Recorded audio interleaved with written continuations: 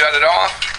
Now this one's a little bit different than your 98. In order to lock it, I have the key, which of course is in the house.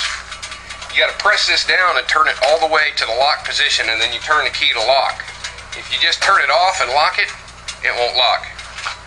These are the old style saddlebags. I don't think you had these on yours.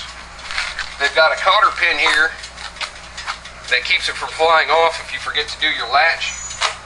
Flip your latch and the lid just lifts off.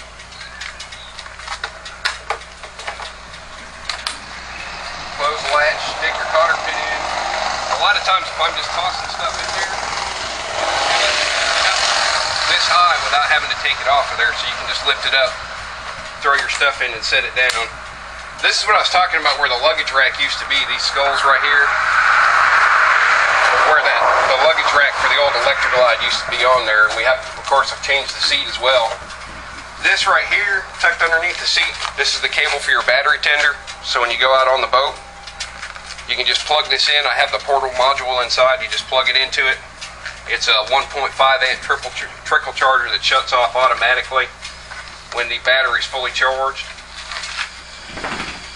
There are, of course, because the entire frame is powder coated and she's ridden around, there are a couple little dings in the powder coating, but nothing that really constitutes major damage.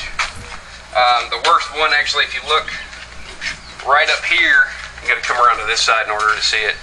Right next to the tape where my finger's at, that's why I put those little pads there, is because these used to hit it. These wind guards used to hit that, and you can take them off, but she actually rides a little bit better with them on because the wind tends to catch the saddlebags if you leave them off. And of course I told them not to powder coat the kickstand, but they did anyways. I can actually just clean that off if you don't want it on there. It never really made no never mind to me. You heard the stereo working. There's an import jack right here where you can plug in your iPod. Gas fill up is right there.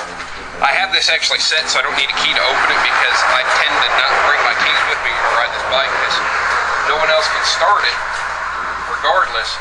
There's your starter buttons. Remember I told you it's not hooked up to anything. So it doesn't actually do anything when you hit it.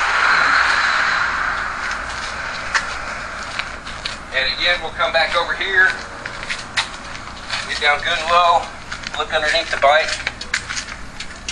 There's no oil dripping, no gas dripping underneath the bike.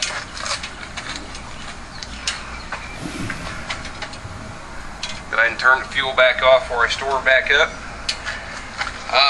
That's about as thorough as I can get with you. I've checked everything that I would check when I check a motorcycle. Except I hadn't checked the horn yet, and there that is. You're more than welcome, like I said, to still have someone come over and take a look at it, but this is the most thorough inspection of the bike you're going to get right here. If you have any other questions, just go ahead and feel free to call me. I'll talk to you soon.